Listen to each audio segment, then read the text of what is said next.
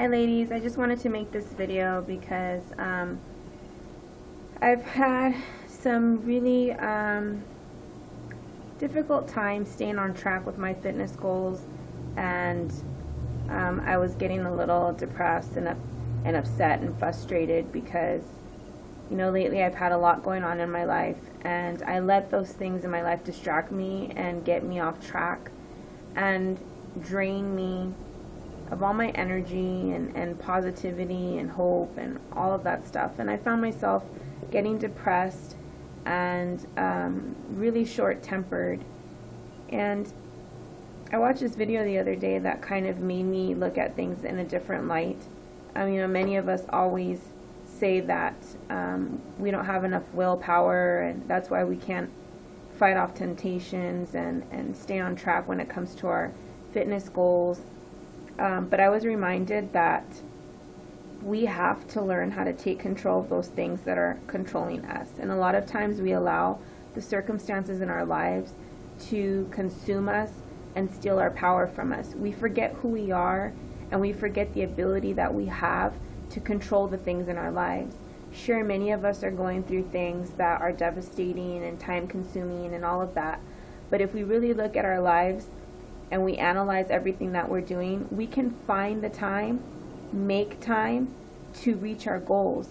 It's just as simple as getting up and stop making excuses. And that was me.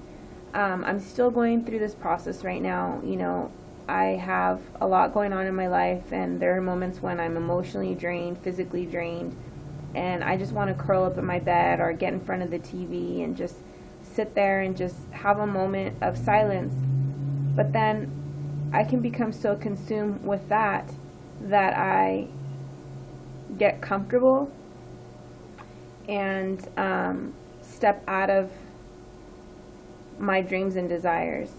And while I know that there's a time where we have to give ourselves that space to be at peace and free and stuff, I think that sometimes the emotion of going through dramatic experiences in our lives can conform us and can get us into a place where we feel hopeless and defeated.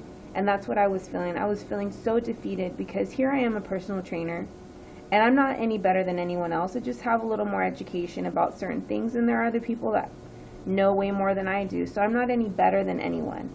I've just taken the things that I love and that I'm passionate about, which is helping empower people. It's not even about the physical, it's about the spiritual, the mental, and the physical parts all coming into one, and using them to fulfill the call that God has on your life. So I'm using my passion of health and wellness to help inspire other people to be all that they were created to be, to bring all those into one and move forward with purpose and passion in life and really live the full life that we were intended to live.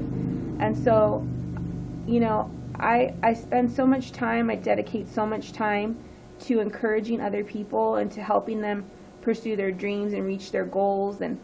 And here I was in the background, losing grip of my own passion, losing grip of my own drive and inspiration, and losing grip of my own life, really, because I was allowing the things in my life to consume me and make me feel like I was defeated and powerless. But yet at the same time, I'm making other people, encouraging other people. So sometimes you're giving so much that you can be drained if you don't fill yourself back up. And for me, the things that bring me joy and really just make me feel good is being active, eating well, being around those people that I love, spending time with God, spending time with my family, and also giving to people, but making sure that I make that time to give to myself. And I think that as women, even as men, but I'm a woman, so I know how that is, we tend to give so much of ourselves to other people, to our children, to our spouses, to our families, to our jobs, to our friends, and we forget to fill ourselves back up. We forget, and we think that it's not okay. We find it selfish to make time for ourselves. And then at some point we look back and we don't even know who we are anymore, and we forget our dreams and we forget our passions, and we put all those things on the back burner because we're helping other people reach their goals and nurture their dreams, and we forget to nurture our own. And I found myself in that place, and I said, you know what?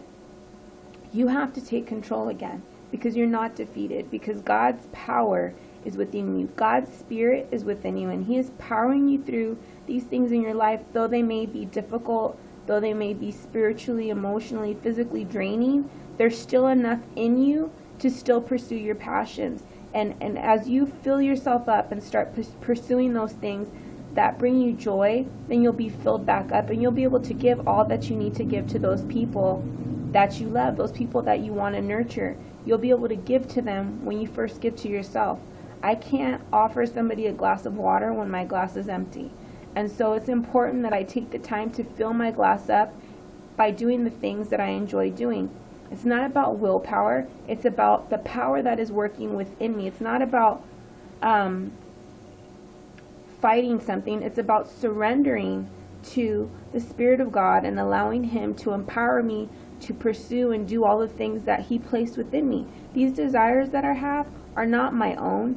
They were put there by God because there is a calling that I have on my life. God has called me, has designed me with a plan and a purpose. And so I have to do these things that are burning within me, these things that don't let me sleep, that make me feel driven. And these are things that God placed within me. And so I have to nurture those things. And I just want to encourage you guys, if there's something that your heart truly desires, fill yourself up with those things. Do not keep giving and giving and giving and not giving and giving to others and not give to yourself. Take the time out to, you know, I used to think that I'm the kind of person that likes to have everything in order. And when things are not in order, anybody that knows me knows I love to have my house clean. Sometimes it doesn't even look like anyone lives in my house because I have everything in order. Everything's organized. That's just how I like it. I feel in control when things are organized. Well, I realized that, so what if the house is not clean right now? I mean, my house is never disgusting, but so what if the clean laundry is folded up and on the couch for a couple of days? So what if the dishes don't get put away in the dishwasher? The world is not going to end if those things are not done right now. The time that it would take me to go and try to organize everything and have it how I think that I need to have it in order to feel happy and in control, I need to spend that time on myself.